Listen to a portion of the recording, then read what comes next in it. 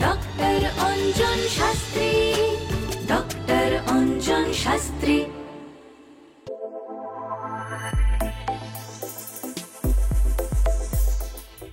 মাঙ্গলিক যোগ নিয়ে আমাদের আলোচনা ক্রমশ এগিয়ে চলেছে এবং এই যে মাঙ্গলিক যোগের বিভিন্ন সুফল কুফল নিয়ে আমরা আলোচনা করছি এবং সেই বিস্তারিত আলোচনা যার দ্বারা এগিয়ে চলেছে সেই ডক্টর অঞ্জন শাস্ত্রী কিন্তু আমাদের সঙ্গে উপস্থিত। অঞ্জন, আমার একটা মাঙ্গলিক যোগ বা দোষ যাই বলো, সেটা একটা খুব কমন এবং বহুল প্রচলিত, যারা মাঙ্গলিক দোষ বললে এক কথায় যেটা বলে সেটা হচ্ছে যে এটা সম্পর্কজনিত ডিস্টারবেন্স তৈরি হয়, বৈবাহিক জীবনে বিচ্ছেদ ঘটে। তো এইটা কি কতটা সত্যি? সত্যি কি মাঙ্গলিক যোগ বা দোষ তৈরি হলে বিচ্ছেদ হয়, সংসার ভেঙে যায়? এইটা একটু আমাকে যদি বলো। দেখো, তুমি যে প্রশ্নটা করলে, প্রথমতই মাঙ্গলিক থাকলেই তার সংসার ভেঙে যায়। আমি এই প্রশ্নটাতেই আসছি। সংসার মানে কি? ঘর, তাই তো? অ্যাকচুয়ালি আমরা ফোর্থ হাউস থেকে আমরা গৃহ দেখি। আমরা যে সুখ শান্তিটা কোথা থেকে দেখি? ফোর্থ হাউস থেকে। ফোর্থ হাউস যদি ডিস্টার্ব থাকে, সেক্ষেত্রে আমি এই বিষয়টা দেখতে পারি যে ফোর্থের লর্ড অ্যাকচুয়াল তোমার চতুর্থ স্থানে মঙ্গল বসে আছে, আমি ধরে নিলাম, তাহলে মাঙ্গলিক যোগ তৈরি হলো। কিন্তু চতুর্থ ঘরের অধিপতি গ্রহটি কোথায় আছে, কোন নক্ষত্রে আছে, কত ডিগ্রিতে বসে আছে, এটাও তো তার বিচার্য। তাহলে শুধুমাত্র ওই মাঙ্গলিক যোগের কারণেই যে ঘর ভাঙে এটা কিন্তু নয়, এর অনেকগুলো ক্রাইটেরিয়া আছে। প্রথমত আগে আমাকে ফোর্থ হাউস দেখতে হবে। এরপর আমি যদি দেখি, ধরো ফোর্থ হচ্ছে, আমি ধরে নিলাম আচ্ছা কর্কট লগ্ন, ঠিক আছে, কর্কট লগ্নের চতুর্থ হচ্ছে কে, হয়তো সেটা তুলা, অর্থাৎ কর্কট, সিংহ, কন্যা, তুলা, অর্থাৎ ফোর্থ। তুলার অধিপতিকে শুক্র, সেই শুক্র কোথায় অবস্থান করছে এটা দেখতে হবে, সে কোন নক্ষত্রে অবস্থান করছে এটা দেখতে হবে।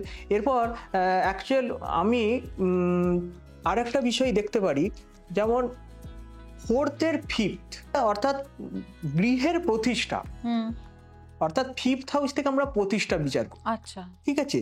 ফোর্থের ভাগ্য, অর্থাৎ গৃহ সুখ শান্তি। অনেকে দেখবে হয়তো দুটো, তিনটে, চারটে বিবাহ হচ্ছে, বারবার ডিভোর্স হচ্ছে। হ্যাঁ, সে বলছে, আমি বলছি না যে এই শুধুমাত্র মাঙ্গলিক থাকলেই তার সমস্ত জীবনে সব শেষ হয়ে যায়, ঠিক আছে।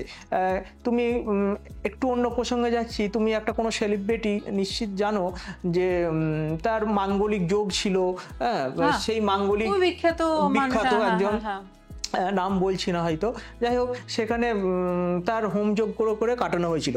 আমি বলছি সে কিন্তু বিখ্যাত হয়েছিল। তো তাহলে মাঙ্গলিক যদি দোষ থাকে বা যোগ যেটাই বলছে, সেটা যদি তাই হয়, তাহলে সে বিখ্যাত হলো কি করে? তার তো ওই মান যশ প্রতিষ্ঠা জায়গাটাই তো পেয়ে গেছে, তাহলে তো পেয়ে গেছে। তাহলে মাঙ্গলিক যোগ থাকলে যে সব শেষ হয়ে যায় এটা তো নয় বিষয়টা। অ্যাকচুয়াল তার দেখতে হবে যে সুখ শান্তির জায়গা, যেটা আমাদের ফোর্থ হাউস। হ্যাঁ, আমাদের দেখতে হবে যে ফোর্থের নাইন্থ, অর্থাৎ তার গৃহ ভাগ্য, সুখ ভাগ্য, এটা আমাদের ক্যালকুলেশন করতে হবে। আমাদের এখানে সেকেন্ড হাউস দেখতে হয়।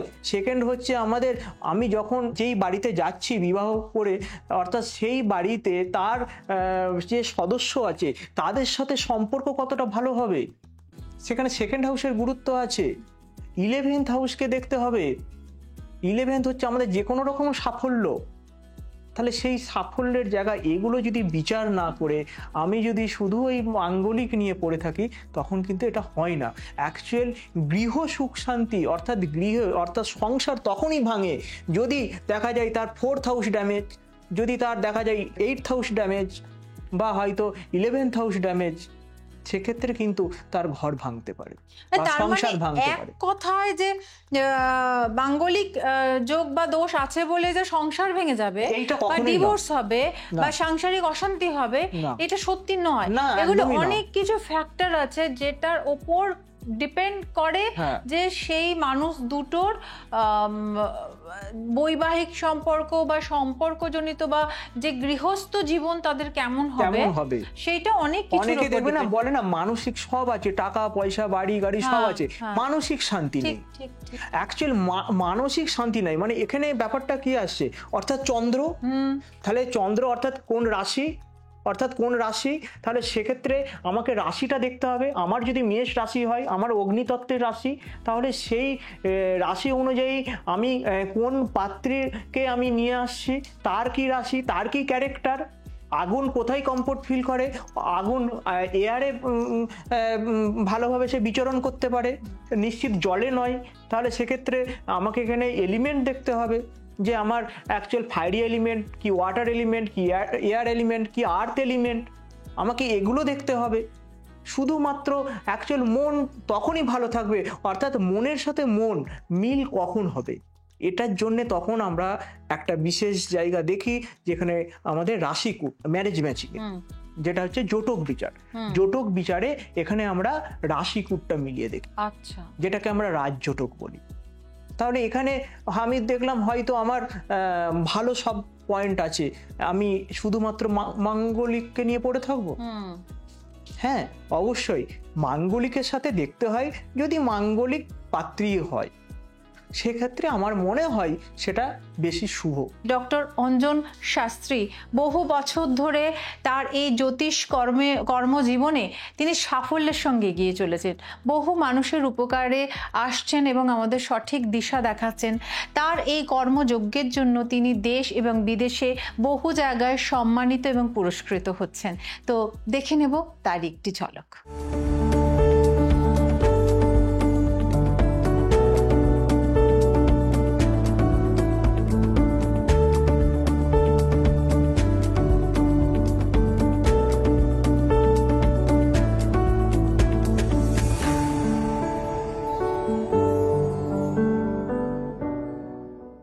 আচ্ছা, মাঙ্গলিক পাত্রের সঙ্গে মাঙ্গলিক পাত্রী বা মাঙ্গলিক পাত্রীর সঙ্গে মাঙ্গলিক পাত্রের যোগটা শুভ হয় কেন? এখানে একটা কারণ আছে। কেন? কারণটা কি? অ্যাকচুয়াল হয়তো আমি ধরলাম আমার লগ্নে মঙ্গল আছে, ঠিক আছে, লগ্নে মঙ্গল মানে অ্যাকচুয়াল একটু লগ্নে মঙ্গল কি সবসময় একটা ডমিনেট করার ব্যাপারটা থাকে। এরপর একজন যদি সবসময় একজনকে সবসময় ডমিনেট করে, সেক্ষেত্রে কি তার একটা ডিপ্রেশন আসবে। সে মানে অ্যাকচুয়াল এখানে কি সে চুপ থাকছে, আস্তে আস্তে তার মনের ভেতরে একটা মানে অ্যাকচুয়াল অস্থিরতা আসবে, ভালো লাগবে না, তখন মনে হবে না এই জায়গাটা থেকে আমি আর নিতে পারছি না একটা টাইম। অর্থাৎ এখানে যদি দুজনেরই স্ট্রং থাকে তাহলে দুজনে তখন সেম ক্যাটাগরি হয়ে যাচ্ছে, তখন সেক্ষেত্রে কেউ কাউকে ডমিনেট করতে পারছে না। এখানে অন্যরকম কোনো তত্ত্ব নেই, কিন্তু সে কারণে আমি বলি যে মাঙ্গলিকের সাথে মাঙ্গলিক, সেক্ষেত্রে আমার মনে হয় বেশি শুভ হবে। এবং যেটা হচ্ছে কোনো এই বৈবাহিক সম্পর্ক তৈরি করার আগে তুমি বলছো যে এই জোটকের যে মানে জোটক বিচারটা ভীষণ ইম্পর্টেন্ট। যদি এটা মেনে করা হয় তাহলে এই ধরনের সমস্যাগুলো থেকে আমরা বিরত থাকতে পারি। আমরা অবশ্যই জোটক বিচার নিয়ে অ্যাকচুয়াল একটা এপিসোড করতে পারি। ভালোবাসা করে বিয়ে করছে তাদের জন্য তুমি কি বলবে? যারা ভালোবাসা করে বিয়ে করছে বলতে এক্ষেত্রে আমি তাদের জোটক বিচারটা করার জন্য বলিও না। অ্যাকচুয়াল এটা হচ্ছে কিছুটা ভাগ্যের উপর ছেড়ে দিতে হবে। এরপর সেক্ষেত্রে কিছু আমি বলি, অ্যাকচুয়াল সব থেকে একটা কথা জানো তো, আমরা বলি না ভাগ্য প্লাস চেষ্টা সমান ফল। আমি দেখলাম হয়তো খুব ডিস্টার্ব আছে, প্রবলেম আছে, আমি এটাই গাইডেন্স দিই যে নিজেকে কিন্তু সবসময় সচেষ্ট থাকতে হবে। যদি কিছু নেগেটিভ থাকে কোনো কিছু অর্থাৎ হয়তো আমাকে এখানে বলছে দেখুন না আমিও রেগে যাচ্ছি, আমার পার্টনার উনিও রেগে যাচ্ছে, আমাদের মধ্যে প্রচন্ড ডিস্টার্ব হচ্ছে, আমি কি এই জায়গাটাই কন্ট্রোল করতে হবে। কারণ এই জায়গাটা কন্ট্রোল না করতে পারলে তাহলে কিন্তু এন্ড অফ দ্য ডে একটা বিবাহের বিচ্ছেদ ঘটবে। এটা শুধু বিবাহ বিচ্ছেদ না, এটা আমার কলিগের সঙ্গে হতে পারে, আমার বন্ধু বান্ধবের মানে হতে পারে। এটা হচ্ছে অ্যাকচুয়ালি একজন সঠিক জ্যোতিষী তিনি, যিনি হয়তো অনেক সময় আমাদের কাউন্সিলরেরও কাজ করে দেন, তাই না? তো সেইটা ভীষণ জরুরি। আসলে সঠিকভাবে এগিয়ে যাওয়া এবং সঠিকভাবে গাইডলাইন দেওয়াটাই কিন্তু একজন সঠিক জ্যোতিষের কাজ আর সেটাই আমার মনে হয়। একদম। আপনাদের যাদের আমাদের এই আলোচনা ভালো লাগছে, আপনাদের কাছে একটাই অনুরোধ, আপনারা আমাদের এই ইউটিউব চ্যানেলটি অবশ্যই সাবস্ক্রাইব করে নেবেন আর বেল আইকনটা অবশ্যই ক্লিক করে দেবেন যাতে সমস্ত নোটিফিকেশন আপনাদের কাছে পৌঁছে যায়। আর লাইক আর শেয়ার একটু আবদার করছি যাতে আরও অনেক মানুষের কাছে আমরা পৌঁছতে পারি। আপনারা কমেন্ট করুন, আপনারা প্রশ্ন করুন, আমরা অবশ্যই সেই প্রশ্নের উত্তর দেবার এখান থেকে চেষ্টা করব। আর যারা অঞ্জনের কাছে এসে পৌঁছতে চাইছেন তাদের জন্য আর একটা দারুণ অ্যাপ আছে যেটা আপনারা মোবাইলে ডাউনলোড করে নিতে পারেন, অ্যাস্ট্রো অঞ্জন, যেটার মাধ্যমে আপনারা অনেক ইউনিক ফিচার সেখানে দেখতে পাবেন এবং অঞ্জনের অ্যাপয়েন্টমেন্টও কিন্তু সেটা থ্রু দিয়ে করা যাবে। এছাড়া আছে একটি ওয়েবসাইট www.anjanshastri.com, সেখানেও কিন্তু আপনারা অঞ্জনের সঙ্গে কানেক্ট করতে পারেন এবং পেতে পারেন অঞ্জনের অ্যাপয়েন্টমেন্ট। অবশ্যই আমাদের সঙ্গে থাকুন, আগামী দিনে আবারও একটি নতুন এপিসোড, নতুন কিছু ইউনিক আলোচনা নিয়ে ফিরে আসবো। নমস্কার। ডক্টর অঞ্জন শাস্ত্রী।